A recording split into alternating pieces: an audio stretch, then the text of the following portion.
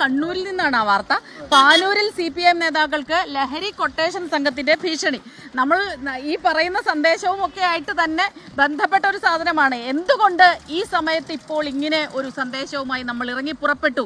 അതിക്രമിച്ചു കഴിഞ്ഞിരിക്കുന്നു സമയം എന്നുള്ളതിന്റെ വാർത്തകൾ തന്നെയാണ്. ലോക്കൽ സെക്രട്ടറി ഉൾപ്പെടെ CPIM ലോക്കൽ സെക്രട്ടറി ഉൾപ്പെടെയുള്ളവർക്കെതിരെ കൊലവിളി നടത്തി എന്നുള്ള പരാതി ഉയരുന്നുണ്ട്. അരയാക്കൂലിൽ നടത്തിയ ലഹരി വിരുദ്ധ പരിപാടിക്ക് പിന്നാലെയായിരുന്നു ഈ സംഭവം ഉണ്ടായത്. അരുൺ പൂപ്പറമ്പുണ്ട്. അരുൺ, ഇപ്പോൾ നമ്മൾ തന്നെ ലഹരി വിരുദ്ധ ക്യാമ്പയിൻ വളരെ ശക്തമായി നാട്ടുകാർക്കിടയിൽ ഇറങ്ങി നടക്കുകയാണ്. അവിടെ ജനകീയ പ്രതിരോധമാണ് വേണ്ടത്. ആ നാട്ടുകാർ തന്നെ രംഗത്ത് വരുന്ന സാഹചര്യം നമ്മൾ പലയിടത്തും നമ്മുടെ അനുഭവമായി മാറിയിട്ടുണ്ട്.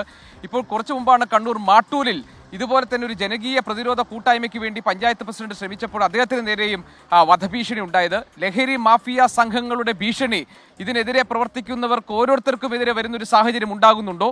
എന്താണ് കണ്ണൂരിലെ സാഹചര്യം? എങ്ങനെയാണ്, ഏത് തരത്തിലുള്ള ഭീഷണിയാണ് ലഹരി മാഫിയയിൽ നിന്ന് പ്രതിരോധിക്കാൻ ഇറങ്ങുന്നവർ നേരിടുന്നത്?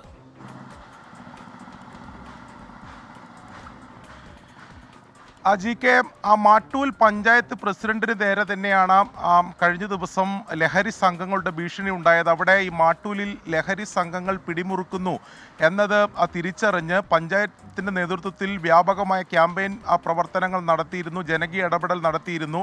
ധീര എന്ന പേരിൽ പ്രത്യേക ഒരു വാട്സാപ്പ് കൂട്ടായ്മ, 800 പേരടങ്ങുന്ന വാട്സാപ്പ് കൂട്ടായ്മ രൂപീകരിച്ച് ഈ ലഹരി വിൽപ്പനയും ലഹരി മരുന്ന് ഉപയോഗിക്കുന്നവരെ തിരിച്ചറിഞ്ഞ് പോലീസിന് വിവരം നൽകുന്ന പ്രവർത്തനങ്ങൾ ഉൾപ്പെടെ നടത്തിയിരുന്നു. അങ്ങനെ വിവരം നൽകിയതിൻ്റെ പേരിലാണ് അതിൽ കേസിൽ ജാമ്യത്തിൽ ഇറങ്ങിയതിന് ശേഷം ഈ പഞ്ചായത്ത് പ്രസിഡന്റിന് നേരെ ഇത്തരത്തിൽ ഭീഷണി ഉണ്ടായത്. ഫോണിൽ വിളിച്ച് വീട്ടിലുള്ളവരെ പോലും പണിയും, അതായത് വീട്ടിലുള്ളവർക്ക് പോലും ആക്രമിക്കുമെന്ന രീതിയിലുള്ള ഭീഷണിയാണ് മാട്ടൂൽ പഞ്ചായത്ത് പ്രസിഡന്റിന് നേരെ ഉണ്ടായിട്ടുള്ളത്.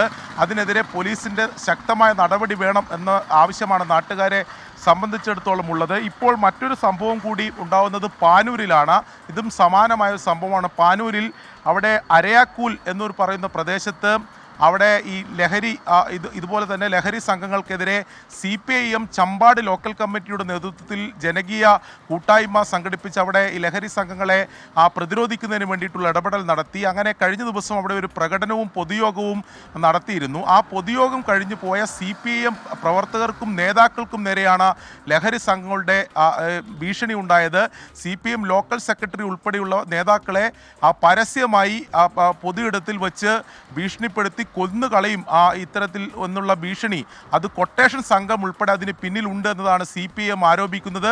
CPIM local committee, Champad local committee ജില്ലാ പോലീസ് മേധാവിക്ക് പരാതി നൽകിയിട്ടുണ്ട്. സമാനമായ 2 സംഭവങ്ങളാണ് കണ്ണൂരിൽ ഇപ്പോൾ റിപ്പോർട്ട് ചെയ്തിട്ടുള്ളത്. എന്തായാലും ജനകീയമായ ഇടപെടൽ ഈ ലഹരി സംഘങ്ങൾക്കെതിരെ ഉണ്ടാവുന്നുണ്ട്. പക്ഷേ അത്തരം വിവരം നൽകുന്നവർക്കെതിരെ ഇത്തരം സംഘങ്ങൾ ഭീഷണി മുഴക്കുകയും ആക്രമിക്കുകയും ചെയ്യുന്ന സംഭവങ്ങളും ആവർത്തിക്കുന്നുണ്ട്. അപ്പോൾ പോലീസിൻ്റെ നടപടി, അതിൽ കർശനമായ നടപടി ആവശ്യമാണ് എന്നതാണ് പൊതുവെ നാട്ടുകാർ, എല്ലാ ഇടങ്ങളിലെയും നാട്ടുകാർ ആവശ്യപ്പെടുന്നത്.